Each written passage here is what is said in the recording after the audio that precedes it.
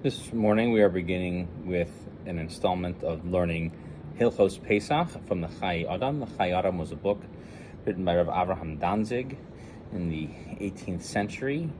Rav Danzig was the son-in-law of the famous Vilna Gaon, Rav Eliyahu Kramer, Zichrono Tzadik Lavracha, and the work Chayei, as well as his other compendium work, Chachmas Adam, were simple works on halacha meant to make the laws of the daily practice in Chayei and things like kashrus and taras and mishpacha and chachmas adam accessible to the average reader, and his work is extremely influential. I wanted to present the work Chayei on Hilchos Pesach to make a review of Hilchos Pesach more accessible to our viewers here. So we're going to start with section 119 in the Chayei, and we will interpolate some differences in opinion based on the decisions of the Mishnah Berurah as we go through and as they are relevant. So we're going to start with 119 in the Chayei, Din B'dikas Chametz, learning about searching for Chametz. So the month of Nisan is the first month in the months of the year, and it says so in the Torah that we were redeemed in this month from the land of Egypt. And even the future redemption is also supposed to happen in the month of Nisan. And on Rosh Chodesh Nisan is also the same time when the Mishkan was set up for the first time. And that's when the 12 princes, the 12 Nesiim, went and brought all of their offerings, just as we learned in the Torah. And we actually we'll get to it in Bamidbar as well.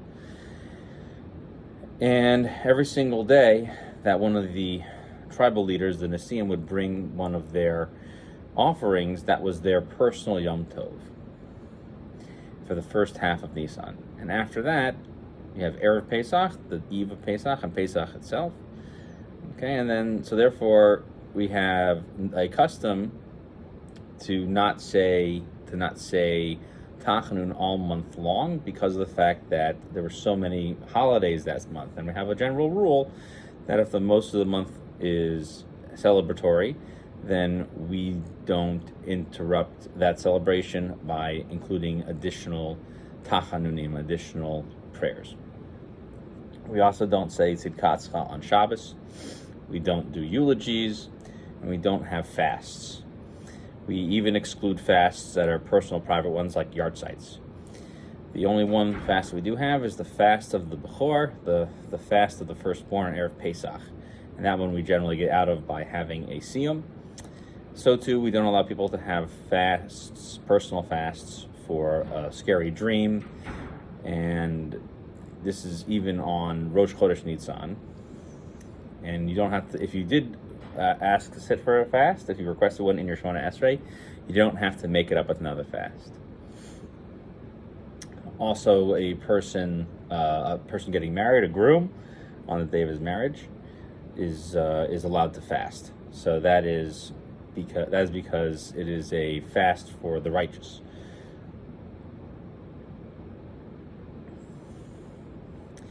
And on Erev Pesach, we don't say the Mizmor Soda because the Toda offering was not brought on that day, the Thanksgiving offering, and we don't say Lamnat Seach. Okay, that is the section right before Uval Tzion. The Shabbos right before Pesach is called Shabbos Hagadol because there was a tremendous miracle happened that day. Because when we were leaving Egypt, it was on the 10th of Nisan that Shabbos fell out, and everyone there took a sheep for their home and they tied it to the edges of their beds.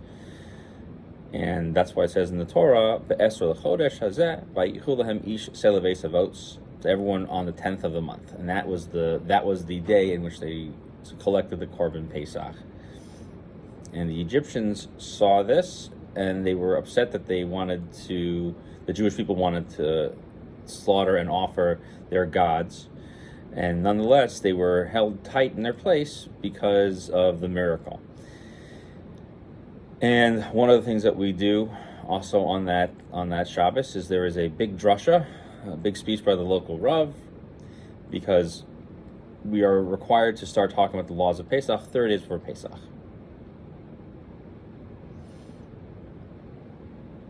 There is a commandment from the Torah to remove all the chametz from your house before it is prohibited to be eaten.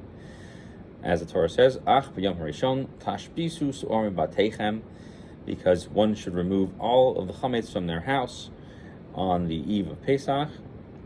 And we learn from an oral tradition that this first day that's being talked about, it is the 14th of Nisan, because otherwise we wouldn't have said the first day, we would have just said the first day of Pesach. We would have just said get rid of chametz on Pesach itself. So therefore this must be a previous day, which we must get rid of it, and then 7 days, full days after that, you cannot find any chametz in your home. Therefore, 7 full days are required to be sans chametz. And if you waited until Pesach itself to get rid of the chametz, you would not have 7 full days, and you would have chametz on Pesach. So therefore, when the Torah says Ach b'yom harishon tashbisu su'or b'batechem, it means that on the day of previously before Pesach, that's when we remove all of the chametz from the house. Let's do one more halacha here, and we'll come back and do some more later. And what is the hashbasa? What are we referring to when we're saying to take the chametz away from the homes? It means to nullify it in your heart and consider that it is like nothing and like dirt. And a person should take the heart that all the chametz that they have is like the dust of the earth and something we don't need. And you can't say that the Torah was intending to destroy it from the entire world, because if that was the case, it would have said tivaru, said to burn it, or to actually torch it, tisrafu. So hashbasa means that it has to be something that you've taken out of your heart, and it has to be something that you've removed from your person. And so therefore, it suffices to simply nullify its purpose for you. And that's when you consider it like the dust of the earth, which means it's ownerless. And therefore is considered like dust of the earth, which has no purpose for you personally and no purpose for anybody else. Anyone can have it if they want to, and that's not yours. Because the Torah only prohibited 2 things, bal yira'eh and bal yimatzeh. You shouldn't see it in your possession, you shouldn't find it in your possession. And that's when chametz belongs to you, because the Torah says, lo yira'eh chametz. And the rabbis, the Talmud, the Chazal held that this means that you can't see your personally owned chametz, but you can see someone else's, or if it belongs to nobody. And even though other types of ownerless property, you're not allowed to tell somebody that it could be like dirt and dust of the earth, that wouldn't work. You couldn't say somebody that's not yours and say it's like dust of the earth. And especially if you don't make that explicit declaration, that wouldn't work either. So you can't just think about it. So therefore, the Torah is talking about that you had to specifically say the chametz that I have and is going to be taken away from me and is not in my possession, and I'm going to have no benefit from it.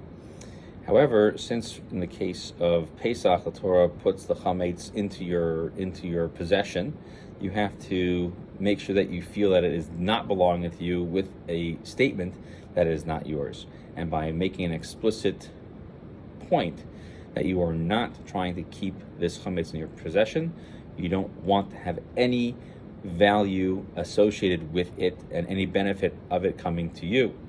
And that's going to be whether the chametz belongs to you or doesn't belong to you. Those are the first 3 halachos. We will continue in the next video with some of the remaining halachos in Chayei Siman 119.